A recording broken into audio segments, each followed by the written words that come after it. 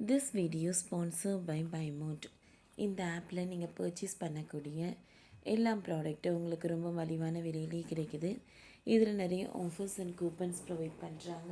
So இதோட link உங்களுக்கு டிஸ்கிரிப்ஷனில் கொடுக்குறேன். தேவைப்படுறவங்க யூஸ் பண்ணி பாருங்கள். ரயிலில் போகிறீங்களா? ஏசி ஸ்லீப்பர் கோச்சில் குட் நியூஸ் பாருங்கள். நெல்லை டு பொதிகை எக்ஸ்பிரஸ் சர்ப்ரைஸ். தெற்கு ரயில்வே 2025 ஆகஸ்ட் முதல் முக்கிய விரைவு ரயில்களில் ஸ்லீப்பர் பெட்டிகளை குறைத்து அதற்கு பதிலாக 3 படுக்கை மற்றும் 2 படுக்கை பெட்டிகளை இணைக்கும் திட்டத்தை அறிவித்துள்ளது.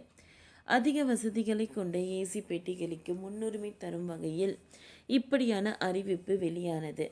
இது தொடர்பாக மீண்டும் ஒரு அறிவிப்பு வெளியாகியிருக்கிறது. சென்னையில் இருந்து தென் மாவட்டங்களுக்கு இயக்கப்படும் முக்கிய ரயில்களாக நெல்லை பொதிகை அதிவிரைவு ரயில்கள் உள்ளன. நெல்லை அதிவிரைவு ரயில் தினசரி சென்னை எழும்பூர் திருநெல்வேலி இடையே இயக்கப்படுகிறது. அதுபோலவே சென்னை எழும்பூர் செங்கோட்டை இடையே பொதிகை விரைவு ரயில் இயக்கப்படுகிறது.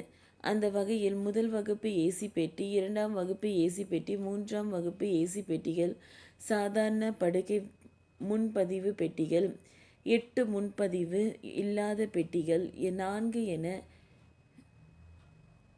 மொத்தம் 22 பெட்டிகளுடன் இயக்கப்பட்டு வருகிறது. இந்த நிலையில் திருநெல்வேலியில் இருந்து புறப்படும் ரயிலில் ஆகஸ்ட் 1ஆம் தேதி முதலும் சென்னையில் இருந்து புறப்படும் ரயிலில் ஆகஸ்ட் 4ஆம் தேதி முதலும் மாற்றமும் செய்யப்பட உள்ளது என்று கடந்த வாரம் அறிவிப்பு ஒன்று வெளியாகி இருக்கிறது. இந்த அறிவிப்பில் மேலும் இந்த ரயில்களில் 2ஆம் வகுப்பு தூங்கும் வசதி பெட்டிகள் எண்ணிக்கையில் 8இல் இருந்து 7ஆக குறைக்கப்படுகிறது. அதற்கு பதிலாக ஒரு 3க்கு ஏசி பெட்டி சேர்க்கப்பட்டுள்ளது.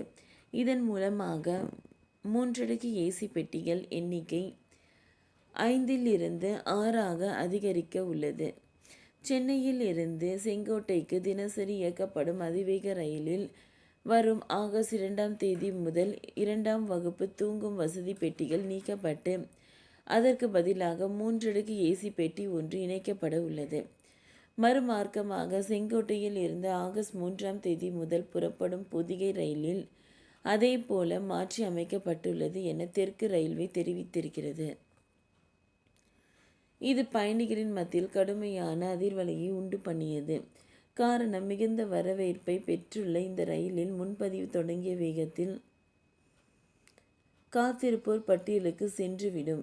சாதாரண படுக்கை பெட்டி எண்ணிக்கை 1ஐ குறைத்து ஏசி பெட்டி 1 அதிகரிப்பதால் சாதாரண பெட்டிகள் குறைவதுடன் நடுத்தர பயணிகளும் கடுமையான பாதிக்கப்படுவார்கள் என்று எதிர்ப்பு கிளம்பியுள்ளது.